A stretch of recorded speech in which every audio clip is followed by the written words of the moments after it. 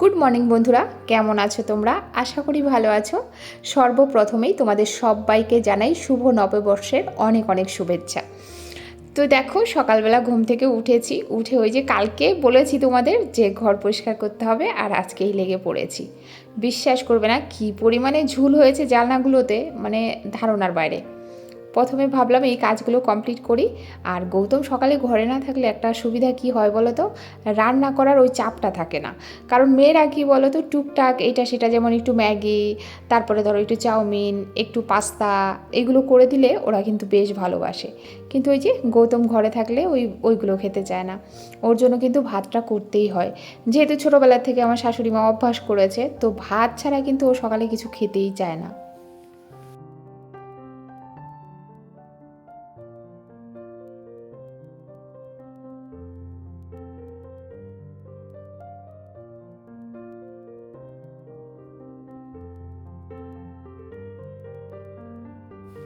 পয়লা বৈশাখের দিনে সবাই কিন্তু মোটামুটি মাংস খায়, এটা আমি জানি। আমার বাবার বাড়িতে দেখেছি আমি।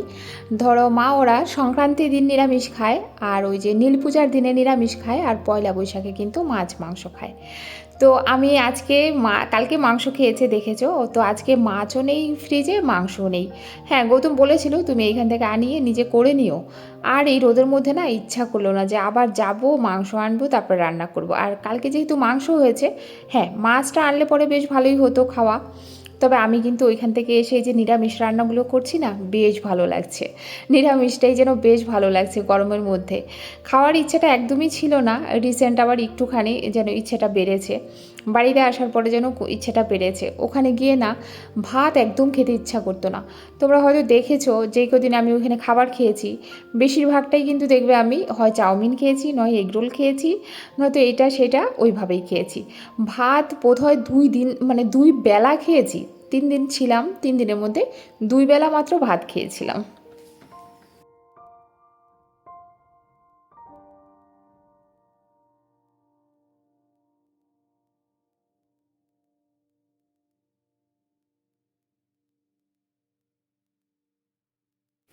এসের থেকে জামা কাপড়গুলো এই দিক সেই দিক মানে ধুয়ে টুয়ে যেইখানে পারছি সেইখানেই রাখছি।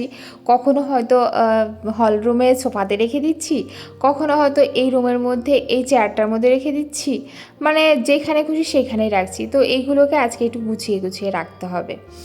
বেড কভারটা তোমাদের কবের থেকে বলছি যে চেঞ্জ করব চেঞ্জ করব, ইচ্ছে করে করছি না।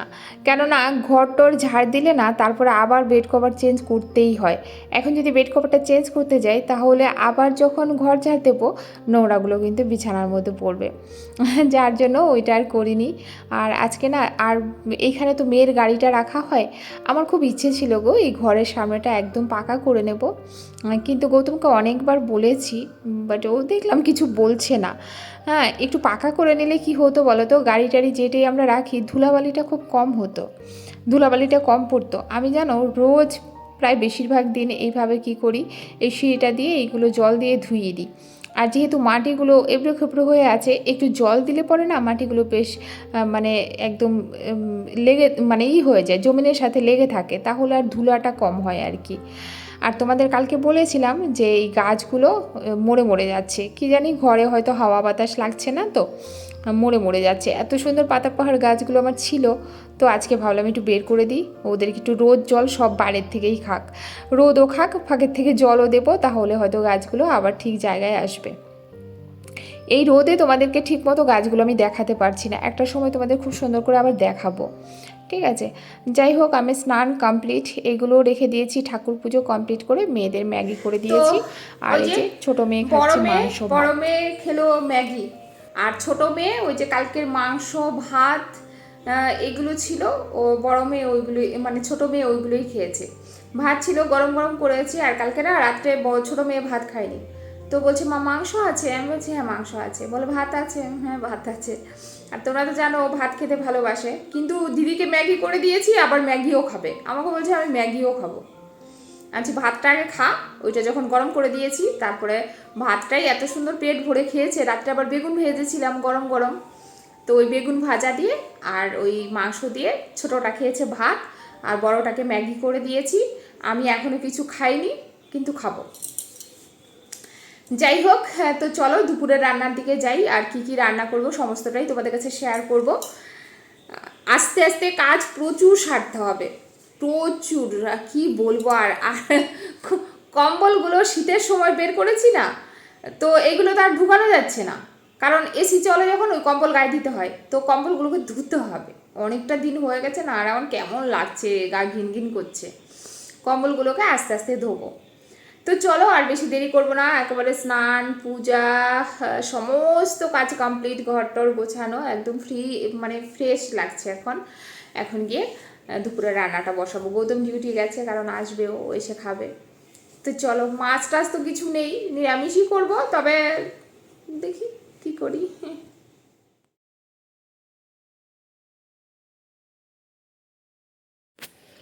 তো তোমরা আমার রেসিপি বরাবরই দেখতে ভালোবাসো সবাই, তাই আজকে তোমাদের কাছে একটা রেসিপি শেয়ার করি, অবশ্যই তোমরা ট্রাই করবে।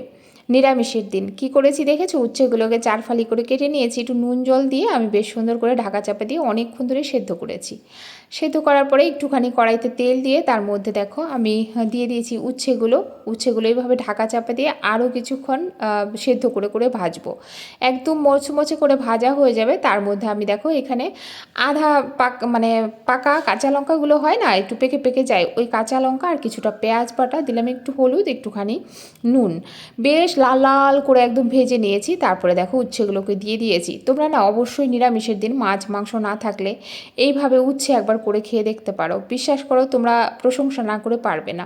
তোমরা বলবে হ্যাঁ দিদিভাই দারুণ একটা রেসিপি শিখিয়েছো। যারা তিতা খেতে ভালোবাসো তাদের কাছে তো ভালোই লাগবে, আর যারা তিতা নাও খেতে চায় না তারাও বলবে যে এই উচ্ছেটা তো অত তিতা লাগেনি। এরকম খুব টেস্টি একটা রেসিপি তোমাদের কাছে শেয়ার করলাম, অবশ্যই ট্রাই করতে পারো। আর এখানে দেখো আজকে করছি পটল দিয়ে বেগুন দিয়ে, একটা বেগুনটা দিতাম না গৌতম যদি পটল না খেতে চায়, যদিও ডালের সাথেই খাবে, এই ধরনের তরকারি দিয়ে ভাত মেখেও খেতে পারে না, ওই সব সাইডে নেবে, ডাল সাইডে নেবে, ডালের সাইডে এগুলো নিয়ে কিন্তু খাবে।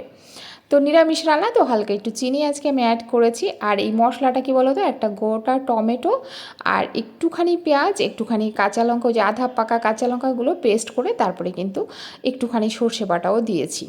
তো বেশ মশলাটা কষে তারপরে রান্না করেছি। এই হলো উচ্ছে ভাজা, আর এই হচ্ছে গিয়ে তোমার পটলের তরকারি। যাই হোক আমার রান্না কমপ্লিট, এবার 2 মেয়েকে প্রথমে খেতে দেবো, তারপরে কিন্তু গৌতম আর আমি খেয়ে নেব। কমপ্লিট। আর বিশ্বাস করবে নিরামিষের দিনে যেন ভালো খাচ্ছি আমরা। আর তাছাড়া ছিল কালকের যে টক ডাল ছিল সেটা শুকনা করে রেখেছি, তারপরে ছিল মাংস কতটা, আমি সকালে পুরোটা খেতে পারিনি।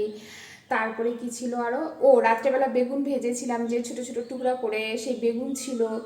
তো অনেক কিছুই ছিল, খাওয়া কিন্তু বেশ ভালো হয়েছে আমাদের। বেশ ভালো হয়েছে।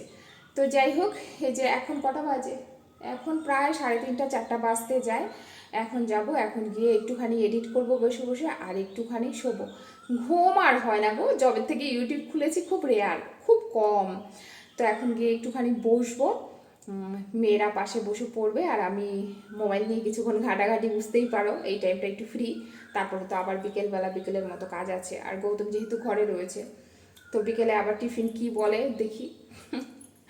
সাহেব যেরকম বলবে সেই রকম। তো চলো এখন তাহলে একটুখানি বসি, তারপর আবার আসছি, ঠিক আছে বিকেলে।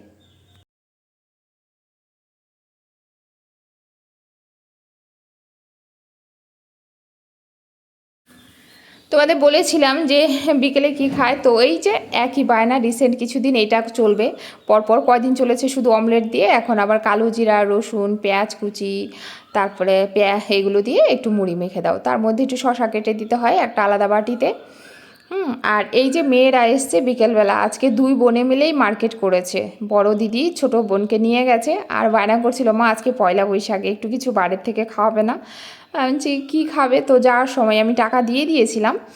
তো ওরা নিয়ে এসছে বিরিয়ানি, 2 বোনে মিলে খাবে। হ্যাঁ, গৌতমকে জিজ্ঞেস করা হয়েছিল, ও খাবে না, ও ভাত খাবে, আবার ভাতও করতে হবে এই একলার জন্য। ওরা দেখো বিরিয়ানি 2টো নিয়ে আসছে। বড় ছোটো মেয়ে যেহেতু তোমার খায় সব সময়, ও মটনটা ভালোবাসে, আমাদের জন্য চিকেন নিয়ে এসছে। আজকে যদি গৌতম খেয়ে নিই তো দুপুরের ভাতও রয়েছে, সেটা কিন্তু খাবে না, নতুন করে ভাত করতে হবে। ও যদি খেয়ে নিত বিরিয়ানিটা তাহলে কিন্তু এই ঝামেলাটা হতো না আমাদের ঘরে সব সময়। এই জন্য না আমার কোথাও যেতে ইচ্ছা করে না, কোনো বিয়ে বাড়িতে বলো কোথাও গেলে বলো, আবার ঘরে এসে আমাকে সেই রান্নাই করতে হয় বেশিরভাগই। এই যে ঘরে ওরা খাবার নিয়ে এসছে, এখান থেকে একটু খেয়ে নিলে রাত্রে ডিনারে কতই বা খাওয়া, একটুখানি খেয়ে নিলে হয়, কিন্তু খাবে না। আমাকে বলে দিল একদম, সাপ মানে বলে দিল যে দুপুরের ওইটাও খাবো না, আমি এই বিরিয়ানিও খাবো না, আমি গরম ভাত করবে। তো গরম ভাতের সাথে কি করব, যাই হোক অল্পের উপর দিয়েই গেছে, বলে একটু আলু সিদ্ধ দিয়ে দিও, ওইটা খুব সুন্দর করে একটু শুকনো লঙ্কা দিয়ে মেখে দিও, আমি ডাল দিয়ে খেয়ে নেব। যাই হোক হয়ে গেছে, একটু ভাত বসিয়ে দেবো, আলু সিদ্ধ বসিয়ে দেবো, অতটা ঝামেলা হবে না আর কি। এই জন্য এটাই ভাবছি। আর আমি একটুখানি রেখেছি, ওই দেখো ছোটো বড় মেয়েকে দিয়ে, বড় মেয়ে চিকেন নিয়েছে আর উনি হাফ মটন নিয়েছে। তো আর যে হাফটা রয়েছে সেটা আমি রাত্রে খেয়ে শুয়ে পড়বো। এখন দেখি যদি খেতেও পারি, নাও খেতে পারি, যেহেতু ভাত বসাবো, আলু সেদ্ধ ভাত আবার আমার খেতে খুব ভালো লাগে। দেখা যাক কি করি। ইনি যাবে পাপার সাথে ঘুমাতে, এসিতে শোবে বলছে। আর এই পাশে হচ্ছে, আর ছুটকি হচ্ছে ওই পাশে, ছুটকি বসে এখন পড়বে, আমি এখানে শুয়ে শুয়ে এডিট করব, ও পড়বে। আর ও গিয়ে ওই ঘরে শুয়ে পড়বে, ও এখন আর পড়বে না, আর পড়বে না। কি করবে, পড়বে না। চলো তাহলে ঘুমাও, বরং একটা কাজ তো হোক, পড়া না হোক, ঘুম তো হোক, ঠিক করে ঘুমাও তো, এটা তো করো, তাহলে বরং সকাল সকাল উঠতে পারবে। স্কুল না থাকলে একটা সমস্যা, ছেলেমেয়েরা ঘুম থেকে দেরিতে ওঠে, শোয় দেরি করে, এটা খুব খারাপ অভ্যাস। চলো যাও ওই ঘরে শুয়ে পড়ো গিয়ে। তো চলো ফ্রেন্ডসরা, আজকের মতো ভিডিওটা এই পর্যন্ত এড করছি। সবাই ভালো থাকবে, সুস্থ থাকবে, দেখা হবে একটি নতুন ভিডিওর সাথে। ততক্ষণে সবাইকে গুড নাইট, শুভরাত্রি, অনেক অনেক ভালোবাসা সবাইকে।